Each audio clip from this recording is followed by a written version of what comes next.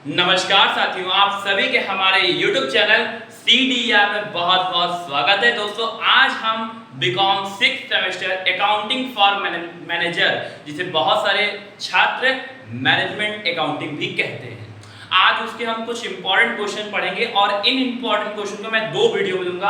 आज का question part 1 है और कल का पार्ट 2 होगा। अगर आप इन दोनों वीडियो को देख लेते हैं और इसके अकॉर्डिंग अपनी प्रिपरेशन कर लेते हैं तो मैं आपको गारंटी देता हूं कि बिना कोई ज्यादा मेहनत किए आप पेपर में फर्स्ट डिवीजन से पास हो जाएंगे। तो चलिए आइए देखते हैं कि ऐसे कौन कौन से क्वेश्चन आपको पढ़ने हैं जो आपके एग्जाम में आने की उम्मीद है। 99.99% चांसेस है। चलिए आइए देखते हैं। सबसे पहला प्रश्न क्या है, difference between cash flow end fund flow. सबसे पहला क्वेश्चन, अच्छा देखिए, एक बहुत सारे हिंदी मीडियम के बच्चे सोच रहे हैं मुझे कैसे समझ में आएगा, तो डोंट वरी, क्वेश्चन इंग्लिश में है, मैं इंग्लिश में पढ़ रहा हूं और समझा भी दूंगा हिंदी में, तो दोनों का काम हो जाएगा, इंग्लिश मीडियम का भी और हिंदी मीडियम का। Okay, any doubt? चलिए आइए देखते हैं। Difference between cash flow end fund flow मतलब क्या है, रोकड़ प्रवाह और कोष प्रवाह दोनों में अंतर पढ़ना। हमें कैश फ्लो और फंड फ्लो में डिफरेंस पढ़ना है। It's very easy. देखिए, दोनों में आपको क्या क्या 4-5 पॉइंट मैं आपको बता रहा हूं डिफरेंस में क्या क्या पढ़ा जाता है। कोई भी डिफरेंस है उसके 4-5 मेन पॉइंट है, जैसे अर्थ क्या होता है, दूसरा उद्देश्य क्या होता है, प्रकार कितने तरह का होता है, चौथा क्षेत्र कितना बड़ा है, ठीक है, पांचवा दोनों का अनिवार्यता, ये कंपलसरी है नहीं है। तो इस तरह करके मैंने 5-6 आपको अपने मुंह से बता दिया, बाकी आप 2-3 कर देते हो तो 5 में से 4.5 नंबर कहीं नहीं किया है। चलिए दूसरा प्रश्न क्या है, fund flow statement, characteristics, structure और नमूना लेना। देखिए ये 20 नंबर वाला क्वेश्चन है, जरा ध्यान दीजिएगा दोस्तों, ये 20 नंबर का क्वेश्चन है। अगर आप इस प्रश्न को तैयार करते हैं तो सिर्फ आपका 20 नंबर का ही नहीं, इस क्वेश्चन से आप 5 क्वेश्चन तैयार करेंगे। अब कैसे, देखिए कैसे आपके दिमाग में कैसे डाउट होगा, उस कैसे का मैं आपको जवाब दूंगा। हाउ, देखिए 2 नंबर का फंड फ्लो स्टेटमेंट क्या होता है, 5 नंबर का फंड फ्लो स्टेटमेंट क्या होता है, इसकी डेफिनेशन दीजिए, फिर 5 नंबर का फंड फ्लो का कैरेक्टरिस्टिक बताइए, फिर 5 नंबर का फंड फ्लो का प्रक्रिया कैसे, इसको कैसे बनाया जाता है, नमूना देकर बताइए। तो इस तरह से मैंने आपको कंबाइन करके एक 20 नंबर क्वेश्चन दिया है। अगर आप इस क्वेश्चन को प्रिपेयर करेंगे तो आपका सिर्फ लॉन्ग क्वेश्चन नहीं, आपका वेरी शॉर्ट लॉन्ग तीनों प्रिपेयर होता है। Be ready. ओके, चलिए तीसरा क्वेश्चन, व्हाट इज फ्लो। ठीक है, सॉरी यहाँ पे एक मिस्टेक हो, यहाँ कैश फ्लो होगा, ठीक है, हमारी एरर है, यहाँ पे आप सी लिख रहा हूँ, समझ जाइएगा, ठीक है, सी माने कैश।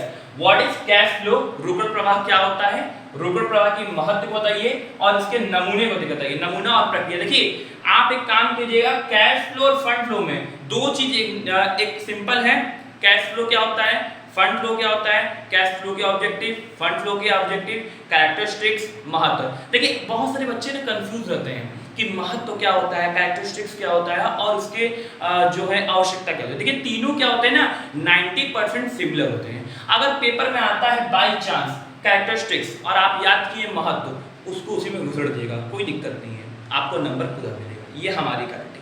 पेपर में आता है कि इसकी नीड क्या है, आवश्यकता क्या है, तो आप महत्व घुसड़ देगा, कोई दिक्कत नहीं है, नंबर आपको पूरा मिलेगा, वो हमारी गारंटी है। ठीक है, टीचर क्या है ये जानते हैं कि भाई विशिष्टताएं, महत्व, आवश्यकता, तमाम चीजें वो सब बात एक ही बयां करती हैं कि कलम से लिखा ही जाता है। ठीक है, उसके बाद हम बात करते हैं व्हाट इज मास्टर बजट।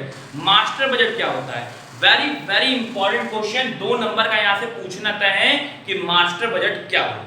उसके बाद क्या है, what is budget essential and type. देखिए ये आपके यूनिट 3 में क्वेश्चन है, बजट क्या होता है और बजट कितने प्रकार का होता है, इसकी इसेंशियल क्या क्या है। वेरी वेरी इंपॉर्टेंट क्वेश्चन, ये क्वेश्चन 20 नंबर का आपके पेपर में पूछ सकता है। ठीक है, बजट क्या होता है, बजट की विशेषताएं और इसके महत्व बताइए।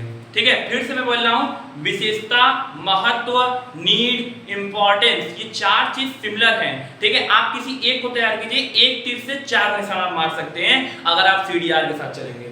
ठीक है, उसके बाद difference between fixed and flexible budget.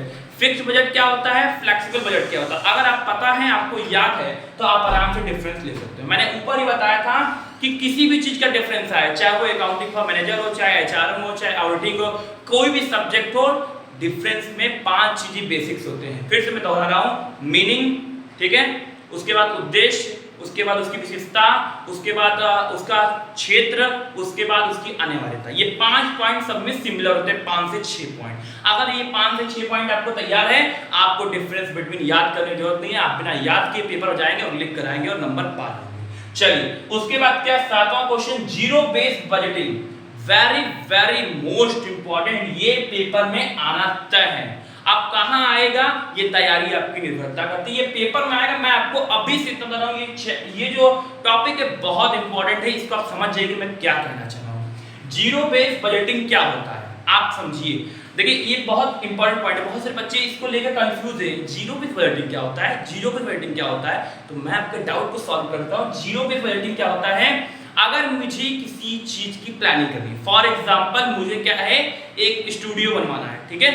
अब स्टूडियो का कॉस्ट जो है 1 लाख रुपया, 1 लाख रुपया आ रहा है, और किसी और ने बनाया था प्रीवियस ईयर, कोई हमारा फ्रेंड है, उसका 1.5 लाख बना था।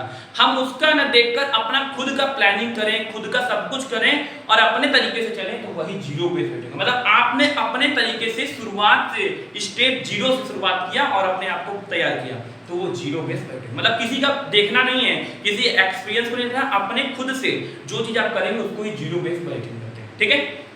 अब जीरो बेस्ड बजटिंग क्या होगा, इसके कैरेक्टरिस्टिक्स देख लीजिएगा और ये कैसे बनाया जाता है, और ये एक चीज और, ये कैसे डिफरेंस है ट्रेडिशनल बजटिंग से। ट्रेडिशनल बजटिंग में क्या करते थे कि पिछले साल में जितना एस्टीमेट आया था उसको देख के उसके हिसाब से बनाए थे, लेकिन इस वाले में क्या होता है, इसमें सब कुछ नया होता है, प्लानिंग में नहीं होती है, प्राइसिंग में नहीं होती है, प्रोडक्शन में सब कुछ नया तरीके से होता है, इसीलिए इसका नाम जीरो बेस्ड पड़ गया, ठीक है।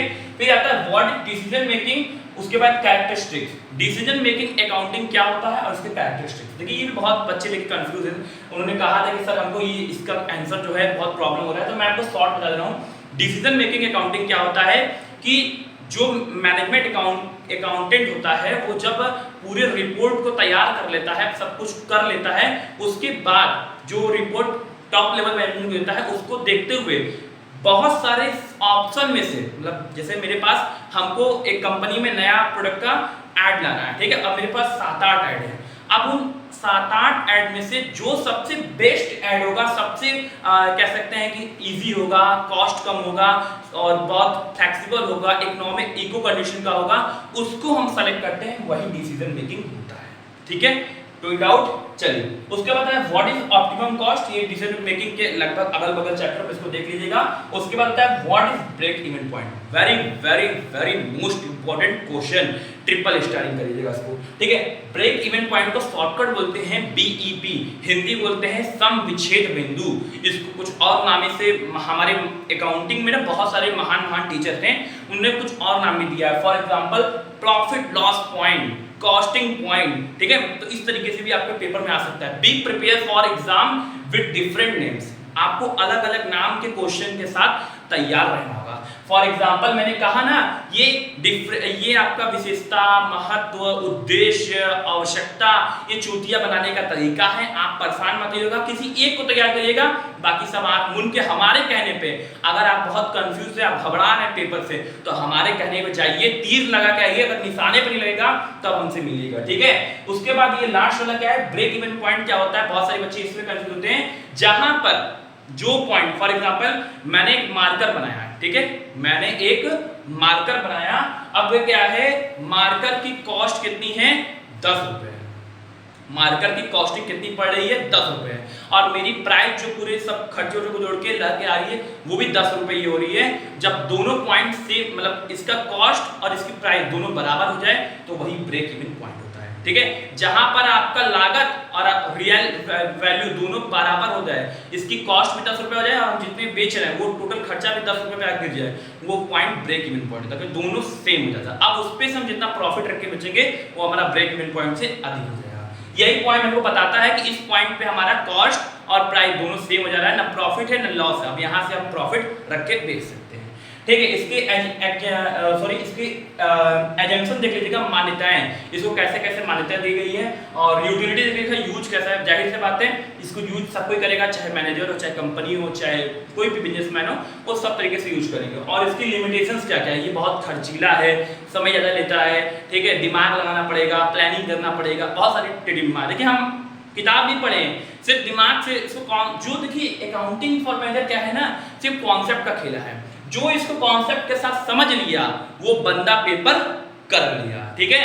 हाँ, और लास्ट में क्या है, नमूना, ब्रेक इवन पॉइंट का नमूना कैसे देंगे। अब ये नमूना जो है, जिसको चाहिए होगा नमूना वो हमसे जिस जिसका नमूना जिसके पास नहीं है, जैसे फॉर एग्जांपल फंड फ्लो का नमूना हो गया, कैश फ्लो का नमूना हो गया, जीरो बेस बजटिंग का नमूना हो गया, ब्रेक इवन पॉइंट का नमूना हो गया, वो हमसे कांटेक्ट करके पर्सनली ले सकता है, हम आपके लिए इतना अवेलेबल करवा सकते हैं। ठीक है, अब ये नहीं कि हम उंगली पकड़ा दिए तो पूरा हाथ पकड़ लें, ऐसा नहीं करना है, हम आपको रास्ता दिखा रहे हैं, रास्ते पे चलने का आपका काम है। ठीक है, इतना आज के जमाने में शायद ही कोई यूट्यूबर कर रहा हो जो आपको इतना कर दे रहा हो। ठीक है, फिर भी आप एकदम सुस्त पड़े हैं। चलिए, तो अब आप तक हमें लगता है पार्ट 1 में वीडियो के जितने क्वेश्चन है समझ गए।